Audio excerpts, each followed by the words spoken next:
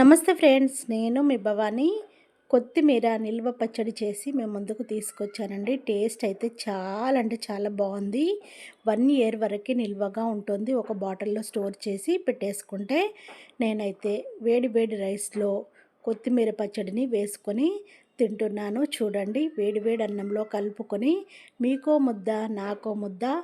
ఆహా, టేస్ట్ అయితే ఏమన్నా ఉందా! సూపర్గా ఉందండి. టేస్ట్ అయితే అద్దరిపోయింది.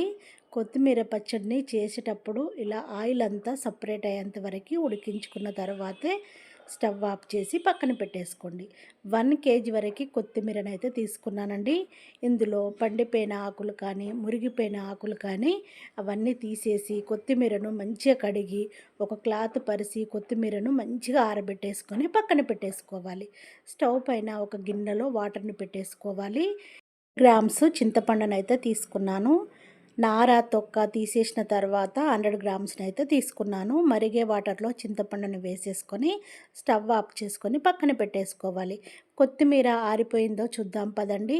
ఆరిపోయిన కొత్తిమీరను తీసుకొని ఇలా కట్ చేసుకోవాలి.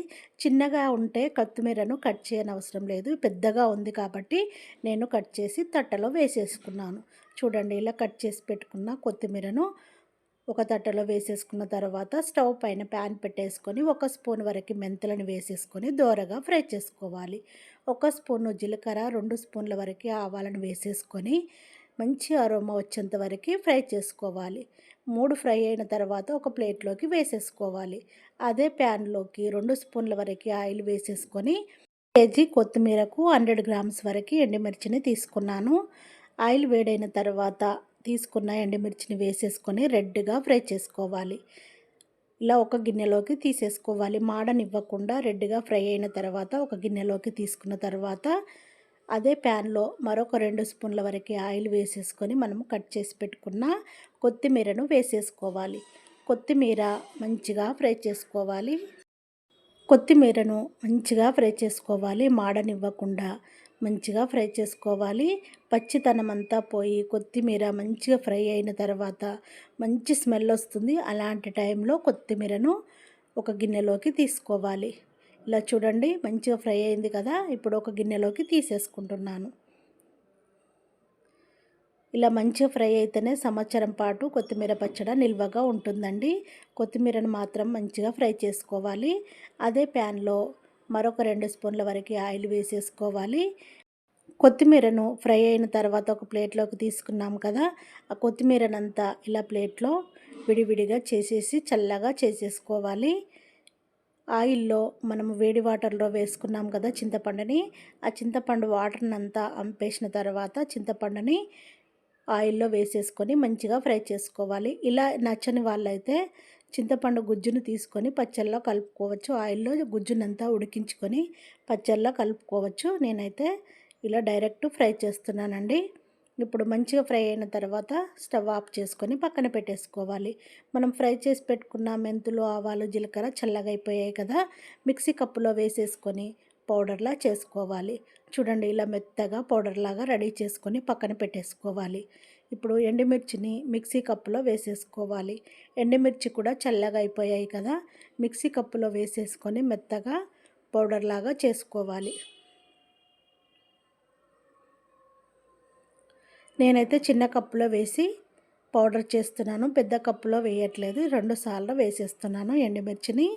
మీరు పెద్ద కప్పులో కూడా వేసేసుకొని చేసేసుకోవచ్చు. అన్నిటినీ కప్పులో వేసుకొని మెత్తగా పౌడర్లాగా చేసుకోవాలి. కొత్తిమీర నిల్వ పచ్చడి ఏ టిఫిన్లోకైనా చాలా బాగుంటుంది. నా ఛానల్లో మరొక వీడియో కూడా ఉందండి. అది వేరే రెసిపీ, ఇది వేరే రెసిపీ అండి. అది కూడా చూడండి, ఇది కూడా చూడండి. ఏది నచ్చితే అది చేసుకోండి. వీడియో మాత్రము షేర్ చేయడము మర్చిపోకండి. లైక్ కొట్టడము మర్చిపోకండి. మంచిగా రెడీ అయింది కదా. ఇప్పుడు పక్కన పెట్టేసుకొని మరొక మిక్సీ కప్పు తీసుకొని మనం ఫ్రై చేసి పెట్టుకున్న కొత్తిమీరనంతా మిక్సీ కప్పులో వేసేసుకొని మూత పెట్టేసుకొని మెత్తగా పేస్ట్ లాగా రెడీ చేసుకోవాలి. పేస్ట్లా రెడీ అయిన తర్వాత మనము ఫ్రై చేసి పెట్టుకున్న చింతపండుని వేసేసుకోవాలి. అది కూడా మిక్సీ పట్టేసుకొని పక్కన పెట్టేసుకోవాలి. స్టవ్ పైన ప్యాన్ పెట్టేసుకొని నేనైతే ఫ్రీడమ్ వారిది పల్లి నూనె తీసుకున్నానండి. అందులో 1/2 లీటర్ వరకు పల్లి నూనెనైతే వేస్తున్నాను. 100 గ్రామ్స్ వరకు వెల్లిపాయలను పొట్టు తీసి వేసేసుకోవాలి. వెల్లిపాయలు మంచి స్మెల్ వచ్చేంత వరకు, మంచి అరోమా వచ్చేంత వరకు రెడ్గా ఫ్రై చేసుకోవాలి. 2 స్పూన్ల జీలకర్ర, 2 స్పూన్ల ఆవాలని వేసేసుకొని రెడ్గా ఫ్రై చేసుకోవాలి. ఒక 7, 8 గల ఎండుమిర్చిని తుంచి వేసేసుకోవాలి. రెడ్గా ఫ్రై చేసుకోవాలి. ఇందులో కావాలనుకుంటే ఇంగువను కూడా యాడ్ చేసుకోవచ్చు, కరివేపాకును కూడా యాడ్ చేసుకోవచ్చు. నేనైతే రెండింటిని యాడ్ చేయట్లేదండి. కొంతమందికి ఇంగువ అంటే ఇష్టం ఉంటుంది, కొంతమందికి ఇంగువ అంటే ఇష్టం ఉండదు. నేనైతే రెండింటిని యాడ్ చేయట్లేదు. మీకు నచ్చితే 2 యాడ్ చేసుకోవచ్చు. మనము మిక్సీ పట్టుకున్నాం కదా చింతపండు, కొత్తిమీరను, ఆ పేస్ట్ని అంతా వేసేసుకొని ఆయిల్లో మంచిగా ఉడికించుకోవాలి. ఆయిల్ అంతా ఇలా సపరేట్ అయ్యేంత వరకు మంచిగా ఉడికించుకోవాలి. మనము మిరపకాయలను వేంపి పౌడర్ చేసుకున్నాం కదా, ఆ రెడ్ చిల్లీ పౌడర్నంతా వేసేసుకోవాలి. ఇలా మొత్తం మిక్స్ అయ్యేలా కలుపుకోవాలి. ఇప్పుడు కూడా ఆయిల్ అంతా సపరేట్ అయ్యేంత వరకు మంచిగా ఫ్రై చేసుకోవాలి. అడగంటనివ్వకుండా మంచిగా ఫ్రై చేసుకోవాలి. ఒక 10 మినిట్స్ వరకైనా. ఆవాలు, మెంతులు, జీలకర్రని పౌడర్ చేసి పెట్టుకున్నాం కదా, పౌడర్నంతా వేసేసుకొని మొత్తం మిక్స్ అయ్యేలా కలుపుకున్న తర్వాత టేస్ట్కి తగినంతగా సాల్ట్ని వేసేసుకోవాలి. సాల్ట్ని చూసి వేసేసుకోవాలండి. ఎక్కువైతే పచ్చడి ఖరాబ్ అయిపోతుంది, తక్కువైతే మళ్ళీ కలుపుకోవచ్చు. కానీ సాల్ట్‌నైతే చూసి వేసేసుకోండి. ఇలా పచ్చడిలో నుంచి ఆయిల్ అంతా సపరేట్ అయ్యేంత వరకు పచ్చడిని మంచిగా ఫ్రై చేసుకున్న తర్వాత స్టవ్ ఆఫ్ చేసుకొని పక్కన పెట్టేసుకొని చల్లగా చేసేసుకున్న తర్వాత ఒక బాక్స్‌లోకి, బాటిల్‌లోకైనా, ఒక బాక్స్‌లోకైనా, జాడీలోకైనా తీసుకోవచ్చు. అది 1 ఇయర్ పాటు నిల్వగా ఉంటుందండి. నేనైతే ఒక బాక్స్‌లోకి తీసుకున్నాను. పిల్లలు కానీ, మా హస్బెండ్ కానీ ఎక్కడ ఆగుతారండి, వెంటనే తింటూ ఉంటారు. టేస్ట్ అయితే చాలా బాగుంటుంది కదా. ఏ టిఫిన్‌లోకైనా, రైస్‌లోకైనా చాలా టేస్ట్‌గా ఉంటుంది. పచ్చడి మాత్రం చేసిన కొత్తలో అదే తినాలనిపిస్తుందండి. తర్వాత 4 రోజులు పోతే కొంచెం ఉందనుకోండి, అది ఫ్రిడ్జ్‌లో పెట్టేసిన 1 ఇయర్ వరకైతే నిల్వగా ఉంటుంది.